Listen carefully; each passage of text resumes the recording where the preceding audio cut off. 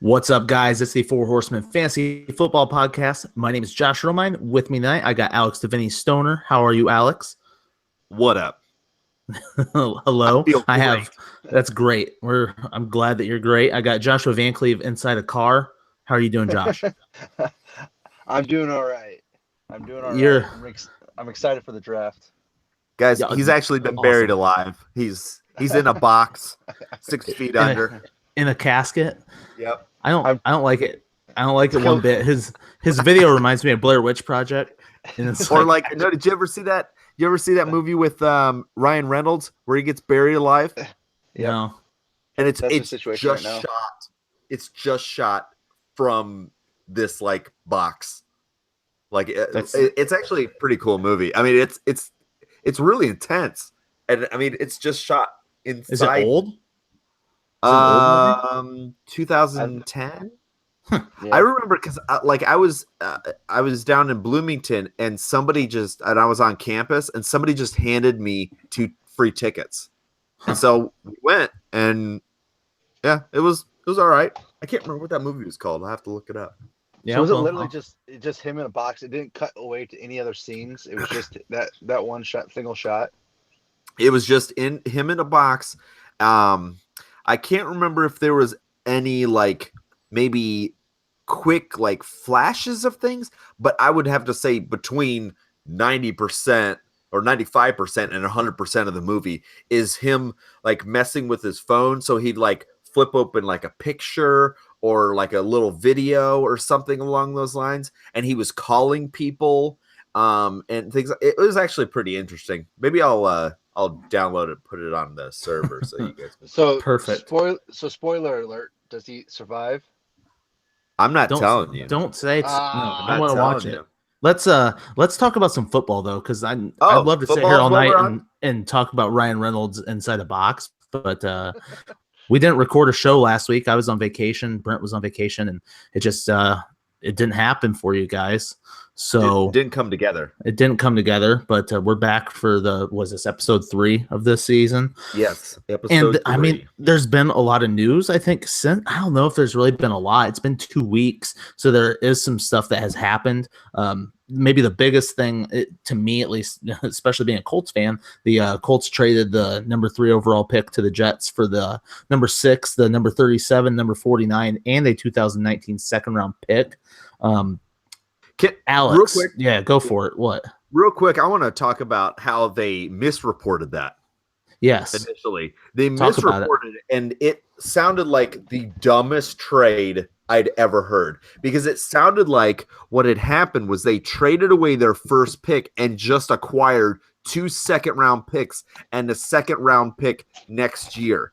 So it seemed like they didn't have a first-round pick. I'm like, I would never trade a top 5 pick to just get 2 second-round picks. That's terrible. But Yeah. it ended up being once that all got shook out, huge for the Colts. I mean, well, NFL.com's push notification didn't have the number 6 pick listed on there. Yeah. So I was pissed when I saw it because, like I said, I'm a Colts Absolutely. fan. So I was like, well, this is ridiculous. I can't believe that was all we got. But why don't you tell me, now that you know how it really was, what do you think the fantasy implications are? Well, I think the fantasy implications probably aren't going to be significant, because I think that they're going to go defense. I think that the implication more is that the Jets are probably going after a quarterback. So, that's something to keep your eye on. But even still, I am so down on the Jets. Last year, I heard a lot of talk about them being the worst team in the league. I think now they are probably one of the worst teams in the league. I think they're going to be drafting probably around the same position that they're going to be drafting this year. Because, and I think the only other wrinkle is if Cleveland doesn't go Barkley, if the Giants don't go Barkley, do you really give up on a maybe once in a generation running back so you can get I don't know. I am not sold on any of these quarterbacks in this class. So I'm not I guess I'm probably not the best person to talk about them, but I think that as far as the Colts are concerned, you're going to be looking at probably the second round, them adding some pieces. They definitely need to get a wide receiver. They need to be, kind of focusing more on their defense and maybe their line. So you're not going to get a whole lot out of the Colts, I think, which I think is actually a good thing if you're a Colts fan. But fantasy-wise, I don't think it's going to be really that big of a deal, honestly. Yeah, when Mike Tagliere just put out his latest mock draft, and it had the Colts taking Sonny Michel and Cortland Sutton with I think it was their first 2 picks in the second round. So one of the running backs and one of the top wide receivers. Van Cleve, how would you feel about maybe the Colts taking one of those running backs? And do you think that sounds about right about who you'd be thinking? Yeah, I think that would be just about right. I'm hoping they get one of the big defensive ends in the draft to really bolster that defense. I would love to see if Bradley Chubbs falls to them in the first round, because that defense needs help and that offenses need help. But it would also be nice if they can get that offensive guard from Notre Dame. That I think would help fantasy implications as far as the offense goes for the Colts. Yeah, because then it would set them up for the second round, getting a wide receiver to play on the outside, and then also getting a running back that's capable of carrying a first 3 down load. I think Marlon Mack is an explosive player, and I think he's going to be. It needs to be important in that offense, and I think he will have some fantasy value. But I just think that running back that they get a running back in the second round, like a Sonny Michel or is it Geis or Geese? Yeah, Geis. Geese. I just want to make sure I pronounce that right. I nailed it. I think that would be huge for it. But what they've got to do is get an offensive line around Andrew Luck to make that offense run. Because if not, he's going to be running for his life. He's going to be injured or going to help the running back out. It's not going to get a good start for him. So I think that. Oh, sorry. Good. No, I really wasn't going to say much more. I was actually just going to, completely agree with you. I think that they definitely need some pieces on defense. And I understand you're talking about, getting Bradley Chubb, and honestly, probably them trading back, they could still get that player if they wanted to. However, I think that the most important part of that team is Andrew Luck. And one of the reasons why, Peyton Manning was so successful is that they had an amazing line to protect him. Andrew Luck doesn't have that. And we've already seen the issues, we've already seen the problem. And so, it's more important to make sure that they protect that guy. And then, with these good moves and acquiring more picks, that's where you go and get some of those guys. You could still find, good edge rushers in the second or third round. I think you really need to focus on getting those O-line players that are going to contribute right away, because you do not want Andrew Luck to have another year where he's hurt, because at that point, I could see him being traded. That was a lot of talk this year, and I think that if he gets hurt again, you're going to be hearing a lot of trade talk.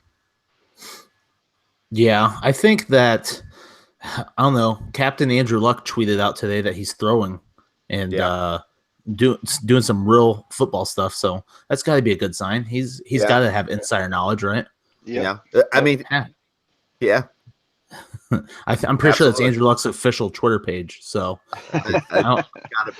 gotta be. I could see them maybe going with Quentin Nelson out of Notre Dame. I think that could happen in the first round, but I don't know. I'm very excited for the start of this round. But any running back I think that ends up in Indianapolis, I think that's one of the better landing spots for one of those guys to go, because he should be an immediate starter. Like Marlon Mack. You know what I mean? In terms of, like, he's not going to be buried and not Christian behind a guy. Michael. My love. My love, Christian Michael. Michael. Yeah. There. Let's. They just resigned. I don't. Yeah, I don't. I don't think so, Josh. I don't know. Maybe though. Okay. Real quick. I don't want to keep dwelling on this, but Marlon Mack is crap. 5'11", 213. That's a good size. It's not bad. I mean, it's not a bad size. And honestly, I just feel like Indianapolis, it kind of does this where like they want to make a splash. They haven't done a good job with the running backs. I don't think that they necessarily need to focus on that because Marlon Mack has shown great ability. Give him a year to see what he can do. I think they have much larger needs than running back. And I don't know. I feel like they're kind of, if they are really going to go after a high pick running back, they're giving up on Marlon Mack too soon. Well, with 3 second-round picks though, like in such a strong running back class, I don't think they pass on one of them. I think they get one of those guys, but yeah, we'll see. Let's move on to the next thing. I know because Josh is really big on Jeremy Hill going to the New England Patriots. I'm so big on it because that way it opens up the door for Joe Mixon. Yeah, honestly, like that's kind of what I want to say. Like that's got to be good for Mixon, right? Like. Yeah. Cincinnati's obviously like. I mean, Jeremy Hill had one good season. Yeah. I think they're just bringing Hill as like a replacement for Blunt. You know, the goal line guy. I mean, they had Gillislee last year that didn't work out. We were, you know, a lot of us were pretty pumped about Gillislee going there. It was a good landing spot. Blunt had 18 touchdowns 2 years ago. Like I could see Jeremy Hill having some sort of touchdown value this year, but. Don't hype him. I mean, breath for him. Yeah, I think that I think he's got to be a low pick. I think he's going to be, you know, latter half of the mid rounds, probably a late round pick. However, I mean, you know, you look at his measurables, 6'1", 236. I mean, that's the type of guy that Belichick likes to, you know, run around. And you know how New England is with their reclamation projects. I mean, they've got him. They've got my love, Cordero Patterson. I love him so much. I hate him though. Like all he's going to do is return kicks. I don't want to talk about Jeremy Hill. I don't want to talk about Jeremy Hill. I mean, I'd almost rather talk about Jeremy Hill than Cordero Patterson, but go for it. Cordero Patterson is going to be elite. No, he's not. But put it on the board. I don't. Yes. Say something stupid. Okay, but here's the thing, Romine, is that when I say something stupid, I usually end up winning it. When you say something stupid, you always get it wrong. It's at least fun. For honest, like completely honest though, you know, he is a former first round pick. He showed early flashes in his rookie season, and everything kind of fell apart his sophomore year, and it just has continued to fall apart. There's not a lot of competition on the outside. You know, they've got players that, you know, they've got Edelman on the inside. They've got Gronk on the inside. I'm not sure what they're going to be doing with Van Cleve's boy, Malcolm Mitchell, but he'll probably tear a hammy, you know, walking to get a drink from the drinking fountain. So they like, you know, you said that he's only going to be returning kicks. And yes, that's going to be a major, you know, because they didn't really have a good return guy. I mean, I think Deion Lewis, wasn't he the return guy? I think he returned kicks for him. Yeah. But I think that Patterson's a better kick returner than Lewis is. But I think that he has the ability to be a guy on the outside that could have some games. If you're playing in best ball, if you're playing in something where you don't need to rely on him, he'd be an interesting pick at the end of the. I think he's kind of the same interesting pick that Jeremy Hill is. You know, with all my complaining, it's a late round pick. You're not investing a lot. You could get a moderate return. I don't know. I don't want anything to do with him. Yeah, I don't think everyone. Even a late round pick. Like, okay. No. What are some late rounders? What are some late rounders that you know you're looking at that I mean, because okay, granted, the four of us are always rookies, because it's the unknown. It's hitting on somebody that you don't know. And when you look at Jeremy Hill and you look at Cordero Patterson, you say no, like they can't do it. Okay, I got some names for you. How about Cordero Patterson or Tyler Lockett? Tyler Lockett. I'm gonna go Patterson. You're crazy. Lockett, Cordero Patterson, or Paul Richardson. I knew he was going to go there. God damn. And I'm just going right in line. I'm going, and you know where I started? Fantasy Pros on their dynasty rankings. That's wide receiver 66 and 67. Okay. Willie Snead. I go Patterson. Oh, well, man. According to Willie Snead's... Yeah. Sorry, go ahead, Vinkley. I was just saying, according to Willie Snead's Twitter page, he's going to be elite. I do have to say that. Yeah, I did say that. I did see that. I will go Snead only because last year was so ridiculously bad. I mean, insanely bad. He had 9 catches. I mean, 9. So I think that he will, obviously, your value, it's all up. I mean, there's no way he could be worse than that. So I think if you can get him in a late round pick, I would take him over Cordero Patterson. Yeah. I mean, you're going to be able to get Cordero Patterson with the last pick of your draft. So I don't think anybody's going to draft him. He's terrible. I don't know. I don't know. I don't know. Like how if it's any other team. I know that I'm being the like rose-colored glasses, but if it was any other team, I would totally agree with you. But how often does this crap happen? Yeah. How often do they take a garbage player off of the heap and turn him into a consistent player? Yeah. You know who else was a first-round pick? Philip Dorsett. So who knows? True. Like I know what you're saying, like, but I don't know. What was the bet we made? You said that you'd do 65 catches, 800 yards, and 5 touchdowns. Yep. I'll take that bet every day for the rest of my life and feel good about it. It is almost more than double the yardage he has ever had in a season. Yeah, and I know I like it that you're bullish on a player though. This is what I've been trying to get you guys to do. Like, if you have a player that you like, say something ridiculous, because it's just me sitting here saying ridiculous stuff. But what I'm saying is that sound like I like with Tyrod. Yes, but the thing is that no, there's no thing. Don't try. Listen, no, I'm not trying to defend the pick. What I'm saying is that Romine is so bad at this game.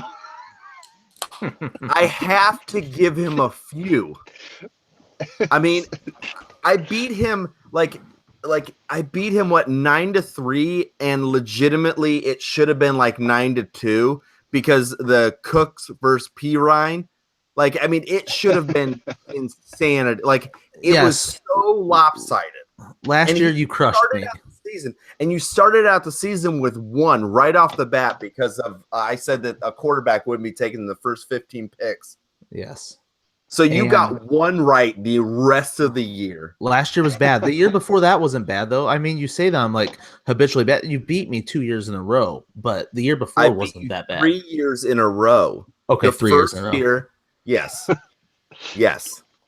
Moving on. So, yeah, nobody wants to hear about how much better you are than me. I'm still better at fantasy. You may be better bet maker, but I guarantee you, I've got more wins. But let's move on to another piece in this. Oh yeah, easily. Maybe not in pride. Well, not pride, but he listed his wins, all of our wins and losses, and you came in last. Yeah, you were the worst. On Yahoo?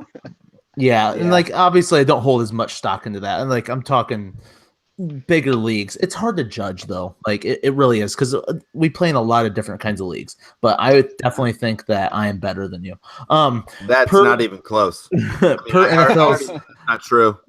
Per NFL's Twitter, they report that Odell Beckham will not play this year without a contract extension. There's always something going on with this dude. Like, we did this last year. It was the same thing, right? Like, yeah. we were worried about what was going on, and then he got injured and had no value. Are you guys worried this year? Because people are still drafting him into the first round, mid first round. I'm not. You're not, but people are. I'm just saying. I wouldn't. I don't. I mean, honestly, I think that he is becoming more of a head case than he is a player. Like if you look at his game logs, he'll go on a tear of having 20 or 30 yards. He'll start complaining. Then he'll have one game that's like almost 200 yards. So then all of a sudden his averages seem amazing, but game to game, he's not consistent. And he really hasn't been outside of his rookie season. So I don't really want him. And we kind of looked at our the draft that we had, and are we talking about that? So yeah, I didn't really preface that, but we did start our first mock draft of the year. We're through 6 rounds, and we'll probably by the end of the show, depending on how long our news goes, I would like to talk about some of those first picks. But go ahead and finish your thought. Well, my thought is that I feel like the depth at wide receiver as of right now, if we're taking stock right now, is insanely deep. I'm not taking a Julio Jones. I'm not taking an Odell Beckham. I'm not taking an Antonio Brown. I'm gonna grab all the running backs that I can, because then when I'm drafting, I can get Robert Woods or like a guy that is kind of flying under the radar, but still going to be consistent for me.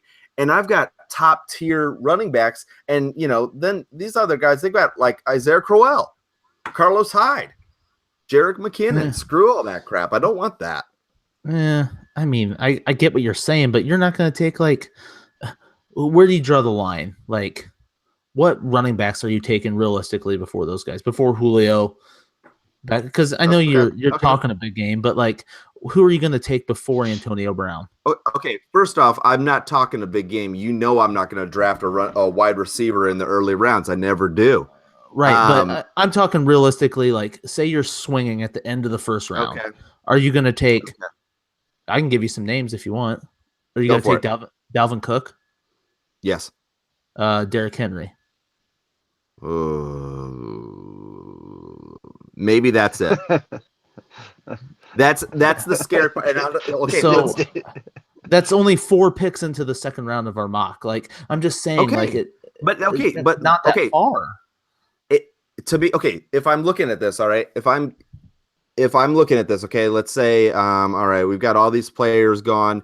Am I okay grabbing? Okay, we'll look at your number 2 team. Am I okay grabbing Ezekiel Elliott and then grabbing Michael Thomas, or would I rather have DeAndre Hopkins and Alvin Kamara? Ezekiel Elliott, Michael Thomas, 100%. Not even. There's no question in my mind.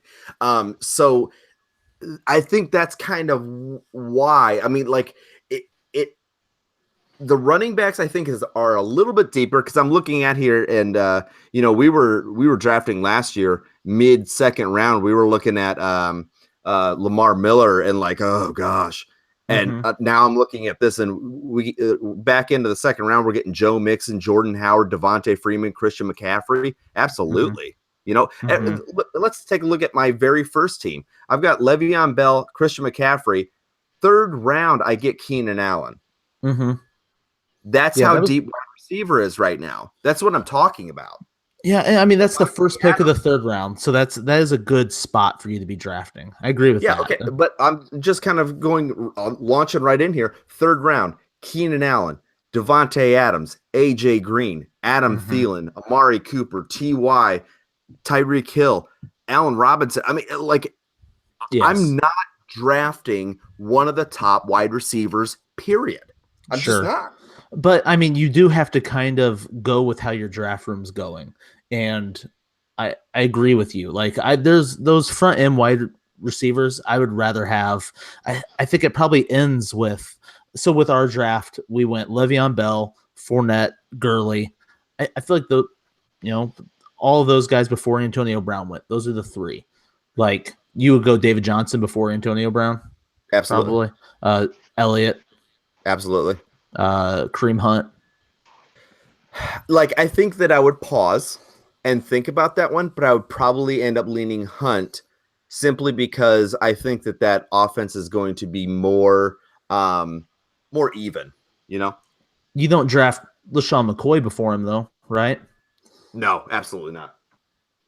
So let's, you know what? Let's just go ahead and we can talk about this mock draft here because I wrote down a couple picks from that first round. I took Saquon Barkley with the 10th pick of the first round. Do you guys think that that's too early, Van Cleve? That's a tough call because he is a very talented. You know where he's going to be going. He will be starting. Right. I still think it's too early. I would feel comfortable taking him in the second round because See, wait, good. Van Cleve? Okay. Yeah. He goes to Cleveland. How do you feel? Just tell me good or bad. I feel good because that they changed the offense completely. Okay, Giants. I would still feel all right because there's no one else. There's no one else, and they bolstered that offensive line. I will say that the Giants is the one landing spot that will push him a little farther back for me. How far back for you? Why?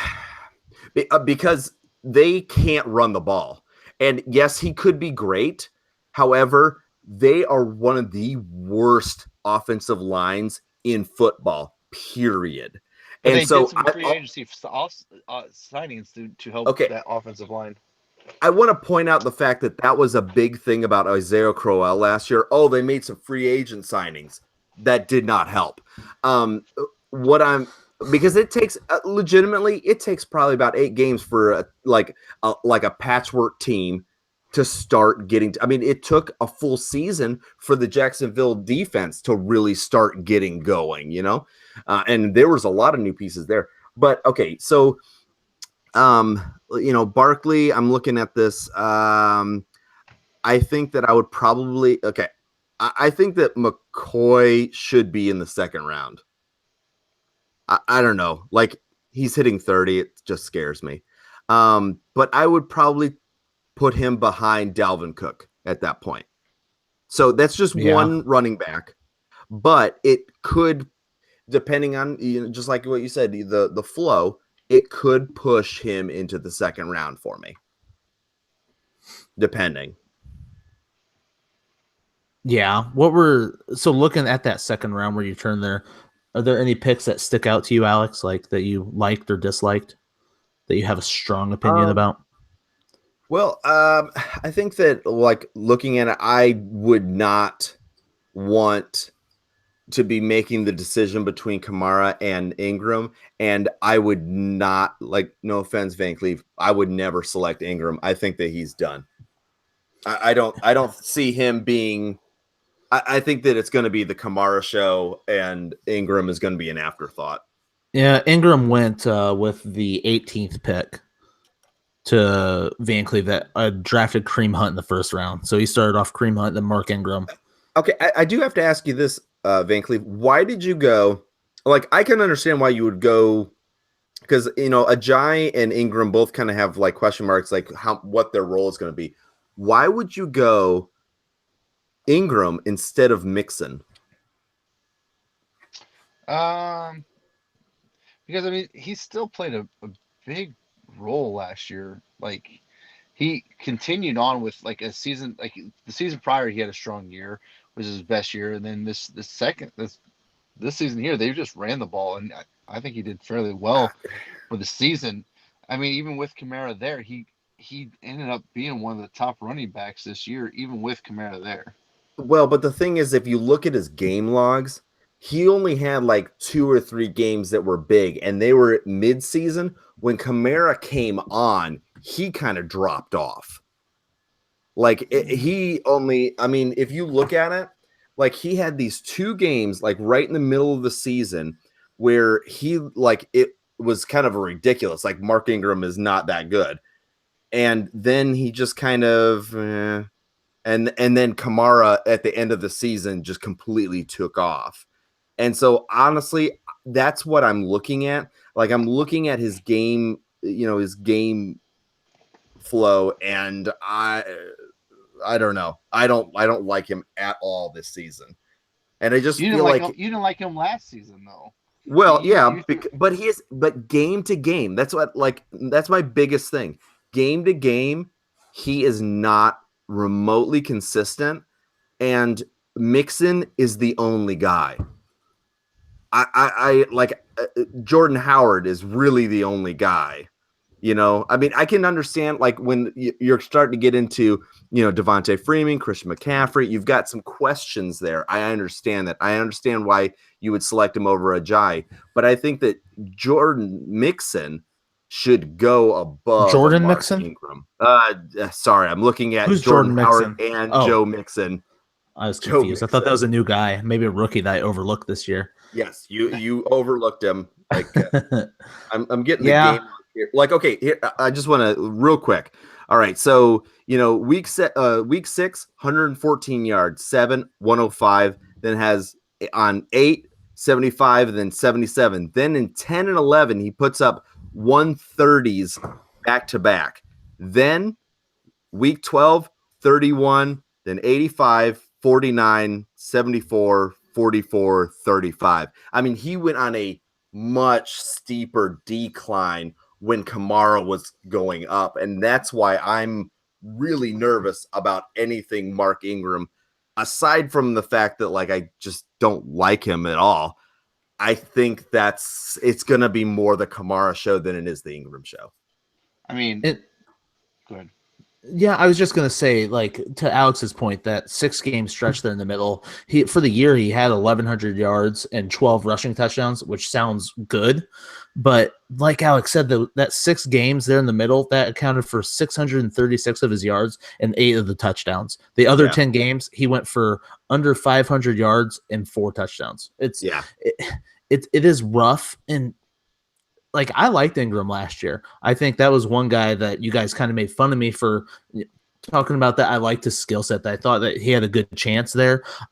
With the way that Kamara took off, it makes it really hard for me to like Ingram this year more than I did last year. Would you agree, Van Cleve, that Kamara's skill set is better than Ingram's? Oh, absolutely. And so don't you think that they are going to lean more on a guy that's more complete than Ingram? Like you can't have 2 guys because, okay, just kind of looking at it, they were picked side by side in ours. Mm-hmm. One of those guys is going to be a huge disappointment. They're not I just don't see where you're going to get value out of both of those guys in a second round. I love Mark Ingram in the 6th round because there's huge value there. I just don't. I mean, do you think that he's going to be going that high? Like, I mean, this is so early. You know what I mean? So, like, some of our picks are kind of crazy, but I don't know. I know. I can see. I mean, second round, I can see him going that high in second round, third round. Yeah. He's going to go higher than 6th round, though. Third round is probably more realistic. Kind of makes sense. Like third round, I guess, makes a little more sense. But, again, when we got into the third round, I'm looking at this and, like we went around and got, Keenan Allen, Devontae Adams, AJ Green, Gronk, Adam. Like there's so much there that I don't see why you would select one of those top wide receivers. I mean, then we're going into the 4th round. Golden Tate, Josh Gordon, Corey Davis, we're hoping, is on the up. Dez Bryant, Alshon Jeffrey. Like, I mean, it's just who's who. Stephon Diggs. It's so deep. It's so deep that you can go running back, and just like 3 wide receivers right in a row. I just I don't know. Yeah, and just kind of looking at the teams, Alex, is there one like that you like more Looking at all 6 picks, like the first 6, is there a team that jumps out that you think, oh wow, that team's got Okay, got the can goods? I'm looking at this, and there's one team that jumps out at me that is scary, and that is because of what I was just talking about. Brent's number 3. He's got Odell Beckham and Julio Jones. 2 guys that can go huge or not go at all. Landry, we don't know. Aaron Rodgers coming off an injury.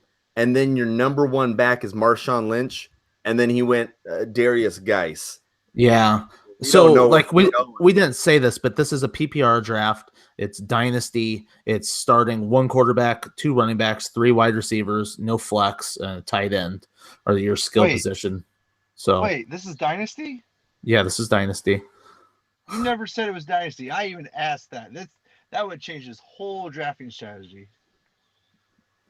Perfect. Way to go, Romine. Thanks. I don't remember you saying that either, but okay. Okay, well maybe it's not dynasty then. I'm not gonna draft any different, honestly. I'm gonna draft all my teams young, so I'm gonna go right it like okay. So I do have my favorite, but let me just kind of go over the reasons why that I don't like Brent's number 3 is that there are a lot of teams that are way more balanced, and because he went Antonio Brown, Hopkins, and Beckham in all of his teams, and I think that he has probably the weakest team so far because he went wide receiver. Because let's look at his running backs. He does have Joe Mixon, but then his number 2 is Alex Collins and Tevin Coleman then. And then on this, he's got Alvin Kamara, Kenyon Drake, Jerick McKinnon. Okay. I mean, like, we're still kind of figuring out what Drake's role is going to be. McKinnon is, super small to be, a every down back. And then, he has a rookie as his number 2 and not even knowing where he's going to go. But probably my favorite, honestly, is Van Cleve's number 1 team. Went Gurley, Howard, then A.J. Green in the 3rd round, Corey Davis in the 4th round, Jordy Nelson with, kind of a revamped Raiders offense, and then getting Deshaun Watson, where typically I feel like it's a little early, but his skill set is a fantasy dream. What he can do is a fantasy dream. And, he's kind of like basically if Tyrod Taylor was actually good. You know what I mean? You know what I'm saying? But this is the team. Like Van Cleef, what I'm talking about is exactly what you did. And that's why your team is the best one, because you went top flight running back, another like solid entrenched running back, and then just 3 straight picks of wide receivers because it's so deep at wide receiver, and then grabbing your quarterback. That's perfect. That spot was pretty tough because like everybody that I thought, like if I got another position besides quarterback, I felt like I was reaching for. Yeah, like it was at that spot because like all the top tier tight ends were gone. The wide receivers were starting to kind of like on that borderline right there, and so it's just like, you know what, I'm gonna grab my quarterback now. It's in the 6th round. I don't think it's too far off, like you said, because he is a fantasy dream with the skills that he has. So what do you keep for? So like the only thing I worry about with Deshaun Watson is it's such a small sample size, and he's coming back from injury. Like, and I'm not saying because I loved what he did last year. Wait, I got to interrupt you on that because, okay, let's look at the guys that are going in front of him. Carson Wentz. Yes. Andrew Luck went, 2 picks after. Right. Aaron Rodgers. All of those guys are coming off of. You cannot compare Aaron Rodgers to Deshaun Watson, though. Okay, what have you seen Aaron Rodgers do? It wasn't injury. No, my point wasn't injury. My point was small sample size plus injury. So don't put those words exactly in my mouth because it wasn't what I said. It's a combination of the two. We only saw Deshaun Watson. Carson Wentz? Yeah, Carson Wentz scares me a little bit. He was really good last year, but his injury as well. Like you Andrew haven't Luck has seen had it that 2 much. seasons in a row, one non-existent and one that wasn't all that great. And I probably wouldn't draft Andrew Luck in the first 10 rounds. Ooh, really? I mean, that just means you're never going to have Andrew Luck. I probably won't end up with him. Andrew Luck is going to make it out of the if you can get Andrew Luck in round 10 or 11, fucking do it. I mean, oh yeah, absolutely. Let's he is a top 3 quarterback when healthy. Top 3 quarterback. Like when everything, if they can get some of those pieces, like especially if you're drafting dynasty and you can get them that late, holy shit. Yeah, and I spoke out of turn earlier with the dynasty thing because you guys are absolutely right. I don't know why I was thinking that. So obviously, I'm the only one that's drafting it dynasty wise. Which, like I said, I honestly draft most of my leagues pretty heavy on youth anyway. But you guys were right about that. It is not dynasty. So good job there. Thanks for holding me in check. But Andrew Luck does scare me this year. Like, and you're right. I probably won't end up with him on a lot of my teams. Like I'll probably end up with, if I draft a quarterback early, it's going to be because Rodgers fell to a point where I thought it was too good of a value to pass in the 4th round ish around there. And I'm going to take Russell Wilson on my second team once we turn here. So I love Russell Wilson this year. I know you don't like him so much. I'd rather have Russell Wilson than Deshaun Watson. I'd rather have him than Andrew Luck. Oh my God. I don't think that's that hot of a take. I don't think he really needs them. Like he has Doug Baldwin still, and he's gonna run. Like okay. I pick Andrew Luck. You have Russell Wilson. They have to play at least 14 games. Okay. Yes. Either way, that bet works out well for me. That does work out for you, regardless. The thing with it is like both quarterbacks have a horrible offensive line. Mm-hmm. Yeah. And Russell Wilson has a better running chance than Andrew Luck does. Yeah. And you understand it's pride points, correct? Yeah, pride points. You understand that? Okay. Mm-hmm. Russell Wilson was pretty good last year, and I don't like that he lost probably his biggest weapon in Paul Richardson. But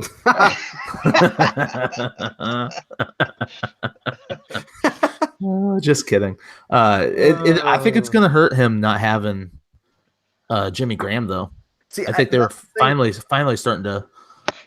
I think that one of the problems. Sorry, Van Cleve. Go ahead. No, you're fine. Go ahead. Oh, I think that we're looking at what they've lost on offense as a problem. I think what they've lost on defense is the bigger problem, because I think that they've just kind of become a shell of the team they once were. They're almost in a rebuilding mode, and I wonder how that's going to go.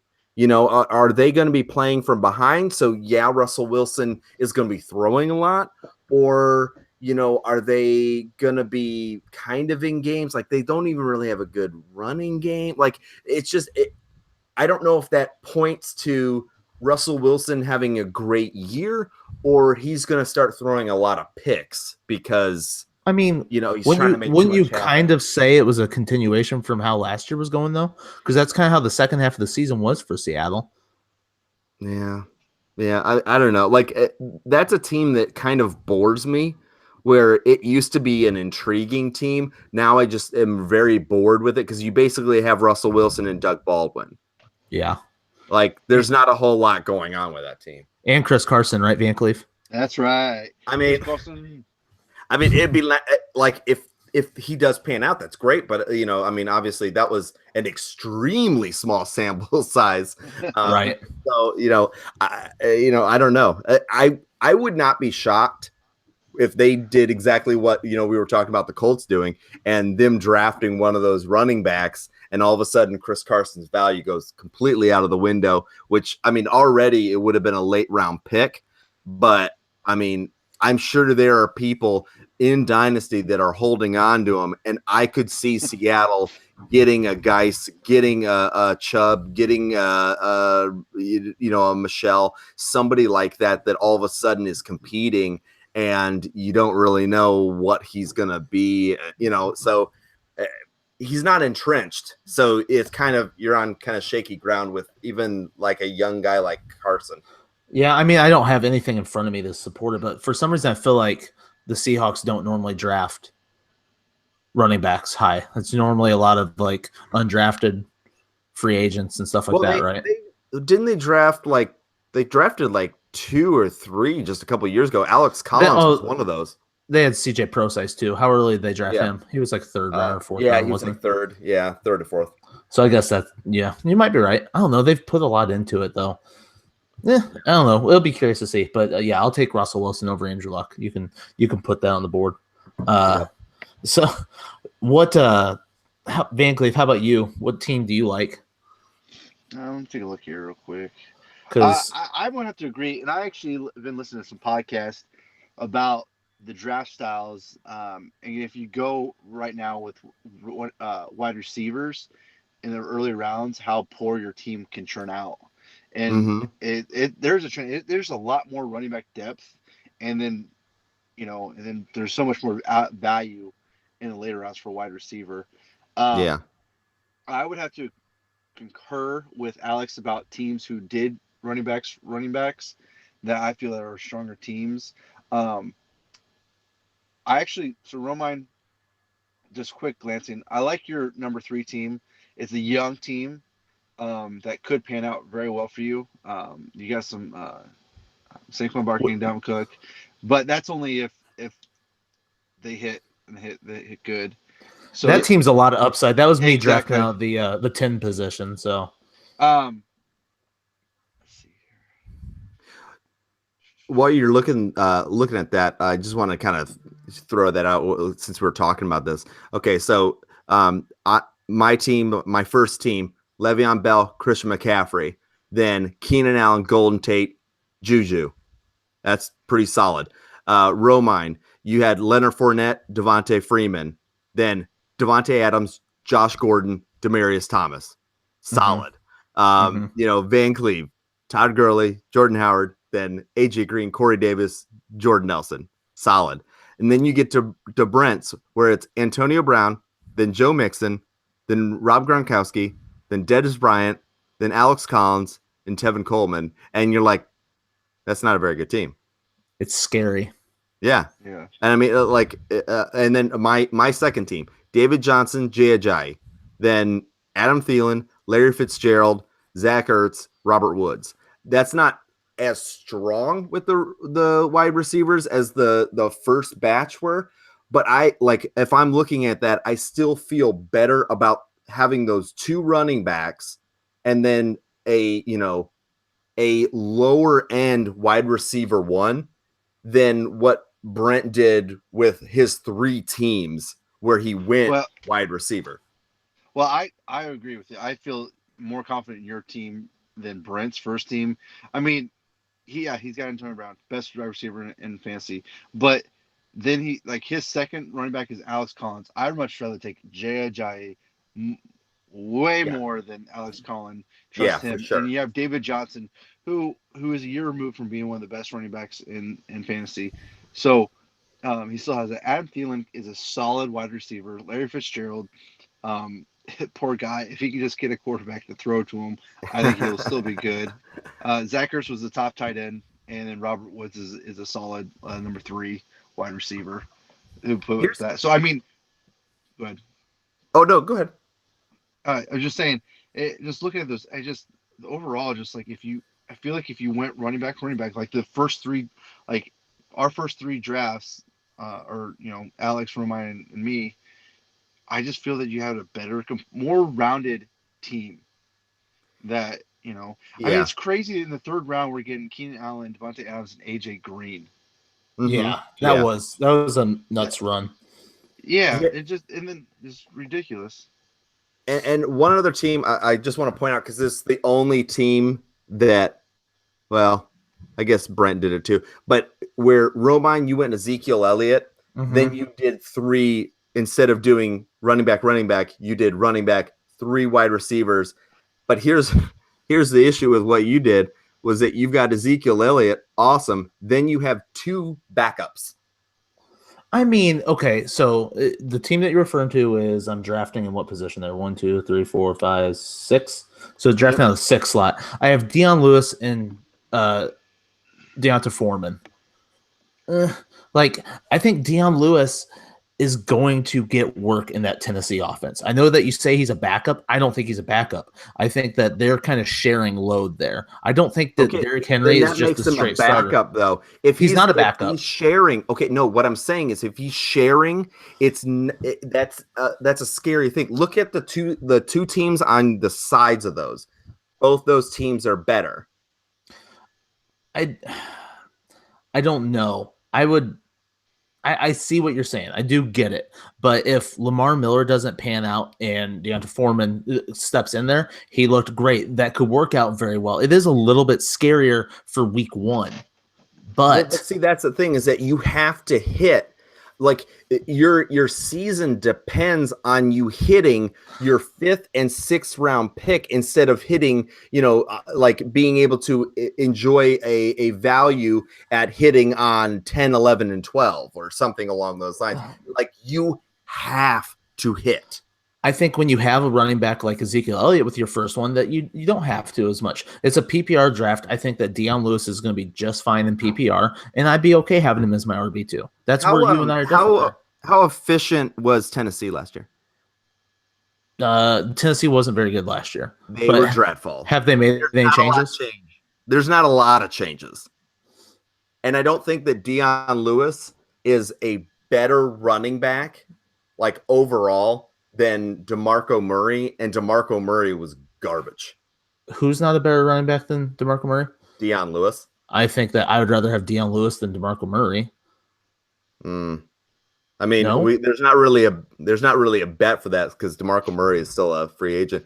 I think that because of the New England thing, like, I don't know how many times a New England running back leaves and is just garbage.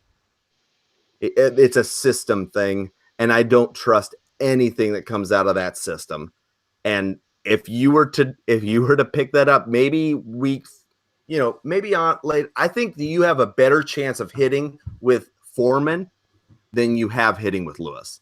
I mean, I think it's pretty close. But Tennessee has a new coach this year, so we'll see what they do. You're drinking the Kool-Aid on Dion Lewis. That's all Kool-Aid you're drinking. I mean, I think getting him in the 6th round isn't bad. I think that's fine. I'd rather have Dion Lewis. I'd rather have Dion Lewis in the 6th round than Jerick McKinnon in the 4th or wherever he's going to end up going. Yeah, I wouldn't touch McKinnon either. But because you and I were talking before the show how high up he's getting pushed right now. Yeah, way too high. Where did he go in our draft? I think he went like 5th round, wasn't it? Something like that. 5th round. But his AP is going to be way higher than that when all this draft's going around, because he's the starter in San Francisco. So starter in San Francisco, and the coach is talking him up right now too. I think the coach is thinking he can utilize him like Devontae Freeman. Honestly, I would take kind of the same type of player, I guess. I would take Chris Thompson over Dion Lewis. No, you're okay. All right. Well, on that note, I think that we should wrap up the show because that's you crazy talk. You want to do a bet on Dion Lewis over Chris Thompson? Absolutely. You name it. That was for me right now. What's your bet? We'll just call it that Dion Lewis outscores Chris Thompson. Okay, fair enough. How many games have to play?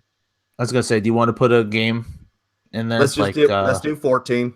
Okay, that's fine. Okay. Oh yeah, I've got to add that into the Andrew Luck one. Okay, perfect. Oh, snap. All right. Well, we appreciate you guys stopping out and listening to the podcast tonight. Sorry, it's not the most put together thing in the world. We were missing Brent, our anchor that holds us together, but we'll be back hopefully next week with all 4 of us. I don't really know yet. Hopefully Van Cleve will be out of the car into a new position. No, probably same spot. Right. But we'll continue talking news. We'll hopefully get some more of this draft done. It's a slow draft, which Alex keeps reminding me. But in case you guys forgot, you can hop on Twitter, follow us at 4horsemenpod. Send me an email, 4horsemenpod@gmail.com. We appreciate you guys stopping out and listening, though, and we will talk to you next week. Peace.